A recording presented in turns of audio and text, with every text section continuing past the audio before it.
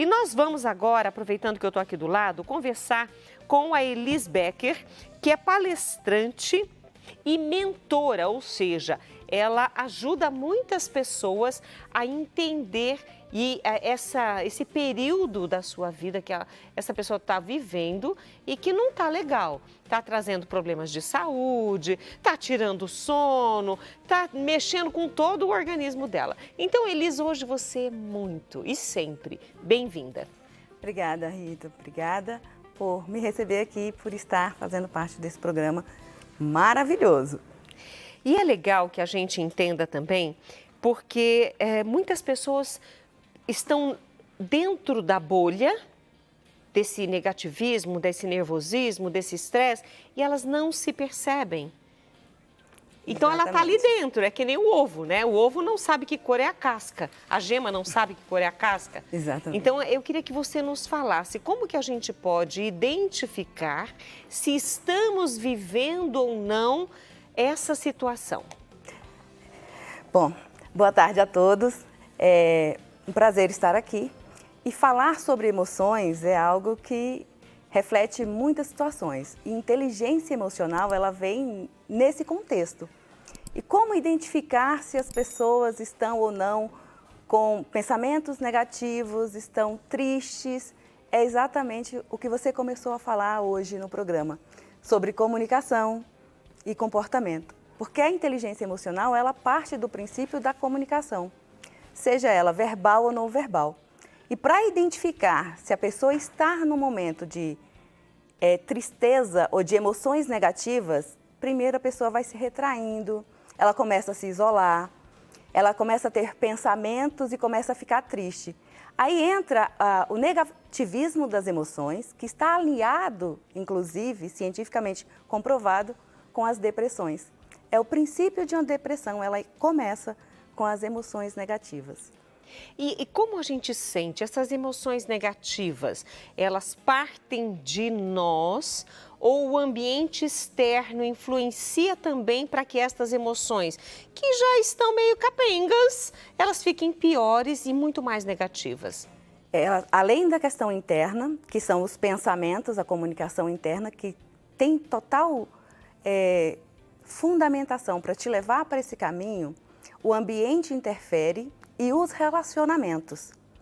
Por que o ambiente interfere? Porque se eu vivo num ambiente hostil, onde as pessoas não valorizam quem eu sou ou o meu trabalho, aquilo me entristece. E, teoricamente, o que eu vou sentir? Uma crença de incapacidade. Essa crença de incapacidade vai me levar para emoções negativas que vão me deixar cada vez mais triste e deprimida. Então, o ambiente, ele tem total relação. E não só o ambiente, como também os relacionamentos. As pessoas que não respeitam. A gente tem ouvido falar muito sobre empatia, né, Rita? Verdade. Porque tem que ser... Aí, quando você vai na prática viver esse processo de empatia, é muito bom falar. Mas na prática, principalmente nos ambientes de trabalho, é muito difícil você ver um companheiro, eu vou abrir mão. Você não consegue trocar de lugar, porque a empatia é isso. É você se colocar na situação do outro, entender o que ele está vivendo, sentindo para você respeitá-lo e ajudá-lo. Mas você percebe que você jamais vai conseguir isso? Se colocar na posição do outro e sentir o que o outro sente. Eu posso apoiar aquele sentimento que ele está passando, a situação que ele está passando, mas eu jamais vou sentir o que ele está sentindo. Eu posso imaginar. Então, a empatia olha, eu sei o que você está passando, só que eu te apoio no seguinte sentido, eu não vou sentir o que você está sentindo, mas eu posso colaborar para que você tenha um ambiente melhor. A nossa comunicação fica muito mais fácil se eu entender o que você está passando. Porque se você não entende o que o outro está sentindo, pelo menos entender o que o outro está sentindo, mesmo que você não troque de lugar no seu pensamento, como seria se fosse comigo, porque é o que a gente tem que pensar, mesmo você consegue ajudá-lo só de entendê-lo, só de apoiá-lo. Apoiar. Eu acho que o apoio é fundamental, porque às vezes a pessoa não está querendo ajuda. Você pega, por exemplo, eu quero dar um exemplo claro aqui do que a gente vive hoje, um luto. Que ajuda você pode dar para uma pessoa que passa por um processo de luto? Você pode dar um apoio. Olha, estou aqui. Quando você entender que passou essa fase do luto, eu estou aqui para te apoiar. Ou você pode também direcionar nesse sentido. A pessoa está muito tempo nesse luto e a gente sabe que existe um período. A própria Bíblia nos diz isso, que há tempo para todas as coisas, inclusive para viver o luto. Então, a pessoa está muito tempo nesse luto, como é que eu apoio? Olha, está na hora de sair, vamos fazer uma atividade juntas? Esse é o apoio que eu acho que a gente tem que trazer para melhorar as emoções, tirar essas emoções negativas e fazer com que a pessoa perceba que, olha, eu estou apoiando, eu estou sendo empático com você, entendi o seu processo, mas agora é hora de te resgatar. Então, acho que isso é o mais importante nesse processo. E de que maneira essas emoções negativas, esses pensamentos, essa vivência negativa até mesmo com outras pessoas, porque você acaba ferindo isso, transpondo a alma nessa negatividade. De que forma tudo isso pode ser prejudicial para nós? Olha, isso prejudica tanto a saúde física e mental, porque você acaba não tendo energia para fazer o que precisa ser feito. Cuidar da saúde, da alimentação, cuidar dos relacionamentos, da vida social. E no trabalho, se você não tem energia, como é que você produz? Como é que você vai ter alta performance se você não tem uma energia boa? Porque você está com um pensamento negativo, de tristeza e muitas vezes, e isso infelizmente é o que acontece no nosso país e no mundo.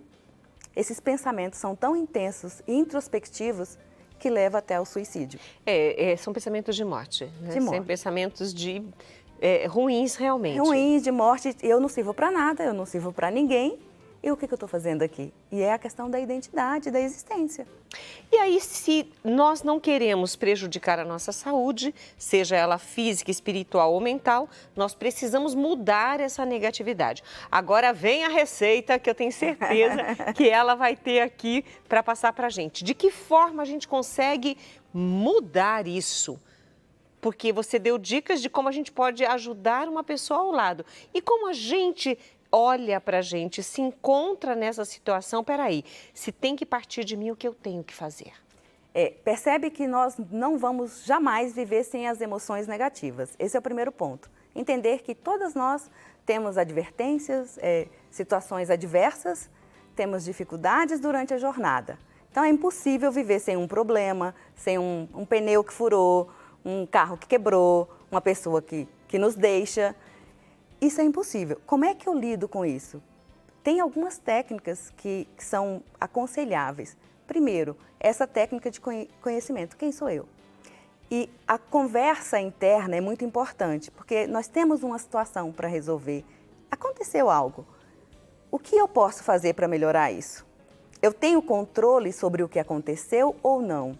Então, são perguntas que a gente manda para o cérebro. A gente tem todo um processo neurocientífico que traz essas questões relacionadas da neurociência, de como funciona essa comunicação não interna.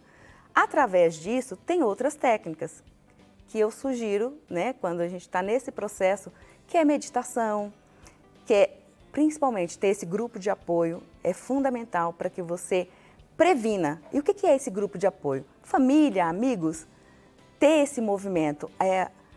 O que a gente costuma dizer é a sua vivência social. Como está a sua vivência social com as pessoas? O seu contato. Eu falo que eu costumo ficar muito bem sozinha, mas eu preciso de pessoas. Eu tenho o meu momento de ficar sozinha, de meditar, de olhar para dentro. E eu tenho uma amiga que ela fala muito claro assim, que a meditação é algo fundamental. Porque nós sabemos que todos nós oramos todos os dias. Todos nós oramos. A oração é o momento em que eu me comunico com Deus. E na hora que eu medito, é o momento que eu estou ouvindo Deus falar comigo. Então, a meditação é uma forma de você olhar para dentro e falar, será que realmente eu tenho controle sobre isso? Ou eu não tenho controle e eu preciso cuidar do que eu tenho controle nesse momento? Porque é muito mais fácil você controlar o que está em você do que controlar o que está no outro. No outro você não tem controle. Exatamente. Se eu não tenho o poder de controlar o que está no outro, eu tenho que pelo menos controlar o que está em mim. Exatamente. E é por isso que a maioria da população mundial vive um processo hoje chamado ansiedade. Por quê? Porque eu quero não só controlar o comportamento da outra pessoa, mas eu quero controlar o futuro. E a gente não tem capacidade de controlar o futuro. Eu tenho hoje controle sobre estar aqui, sobre o que eu estou sentindo, sobre o que está acontecendo nesse ambiente que nós estamos. Daqui 20 minutos, eu não sei o que vai acontecer. O que aconteceu ontem, eu não tenho como mudar. Então, eu tenho uma fala que eu digo que a hora é agora, porque esse é o momento. Eu tenho que estar 100% presente nesse momento. E lógico que nós trabalhamos com metas, projeções, mas eu não posso viver no futuro. Para que a minha meta seja alcançada, para que os meus objetivos aconteçam, eu preciso estar no hoje, tendo ações intencionais e assertivas, para que eu atinja as minhas metas lá. Então, quando você traz todo esse contexto para o momento atual, a gente consegue ter mais leveza na jornada. Olha, eu estou até olhando aqui para ver as participações, vou ter que olhar daqui a pouquinho, porque me veio uma questão. Muitas pessoas se tornam negativas por sentirem culpa. Culpa porque não... meus filhos agora cresceram, eu trabalhei tanto, não dei atenção para eles. Nossa, como você falou sobre a perda de entes queridos, eu não estava lá na hora que a pessoa faleceu. E a pessoa que convive com a culpa, ela tem esse sentimento negativo de forma recidiva, vai acontecer muitas vezes. Sim.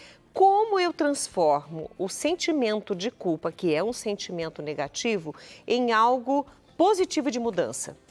A transformação ela vai acontecer através de ferramentas. Nós utilizamos bastante ferramentas em atendimentos, tanto da mentoria como da terapia, quem trabalha com processos terapêuticos, vai trazer, porque você não consegue ressignificar uma crença sem duas coisas que são fundamentais. Porque a culpa ela vem de crenças que estão ali no inconsciente. E isso vai acontecer durante um processo. Tá, a pessoa faleceu, eu não estava lá. E por que eu tinha que estar lá? Por que era a minha obrigação estar lá? Qual foi o meu processo? Ela morreu porque eu deixei de dar assistência? Era a minha obrigação dar assistência? Então, você só vai conseguir isso através de dois processos. Ou um forte impacto emocional, que são ferramentas que nós utilizamos, ou repetição. Quando você repete todas as vezes isso, por isso que a gente tem algo que é a gratidão. Todos os dias, quando você acorda e você pratica a gratidão, independente de qualquer circunstância. Putz, abri o olho, nossa, estou viva, oh, Deus, obrigada, estou viva. Mais um dia que eu tenho para poder fazer diferente hoje. Então, praticar a gratidão nas pequenas coisas, nas pequenas ações, é o que vai fazer a diferença. E a constância. Quando você é constante em algo que você faz todos os dias, aquilo torna um hábito. Então, para a questão da culpa especificamente, são essas ferramentas e perguntas que a gente manda para o cérebro. Por que será que eu estou sentindo essa culpa? E aí são ferramentas que a gente tem que trabalhar durante um processo muito maior. Mas a mentoria ajuda nesse processo? A mentoria ajuda nesse processo, a terapia ajuda nesse processo, a psicologia... Então tem que pedir ajuda? Tem que pedir ajuda. Se ela não está conseguindo sozinha, a pessoa deve pedir ajuda? Sozinho nunca dá, né? Porque a gente fica ali naquele processo, sozinho você não consegue fazer nada, por isso que a gente vive em sociedade. Então, sozinho não dá para você construir, sair do seu ambiente mental que você se encontra e ter uma outra visão. É uma desconstrução durante o processo. A gente desconstrói crenças, desconstrói medos e, inclusive, essa questão da culpa. Para a pessoa enxergar e ter clareza que tem coisas que a gente não tem controle. Olha, agradeço aí a Bernadette Almeida e Amada. Obrigada, Lopes e Amada. Ela colocou aqui emoções negativas, importantíssimo. Família nem sempre presente e amigos que saibam ouvir. Então, oração, pedir ao Senhor, coloca gente boa no meu caminho. É isso que você tem que fazer, Bernadette. Verdade. Né? E ter gratidão por aqueles que fazem parte, porque acho que a gratidão, e eu sempre falo aqui no programa, a gratidão é a minha palavra. Eu tenho muita gratidão a tantas coisas, principalmente começando por Deus, e isso faz de mim uma pessoa muito mais alegre, muito mais ativa, que gosta de fazer, de estar junto. Seu dia fica diferente? Fica totalmente diferente. Nada vai te abalar emocionalmente quando você começa o seu dia agradecendo, porque você já faz uma conexão com Deus, com a sua essência. A nossa essência é Deus, então você já se conecta com Ele e aí nada do que as pessoas trazem de negativo vai te afetar, Não chega? Não chega. Eu fico impermeável. Você está criando ali um bloqueio energético bom para que as energias negativas não te atinjam. E olha, estamos aqui conversando com a Elis Becker, que é palestrante, mentora, e hoje nós estamos identificando as emoções negativas e recebendo aí dicas para melhorar o nosso bem-estar emocional.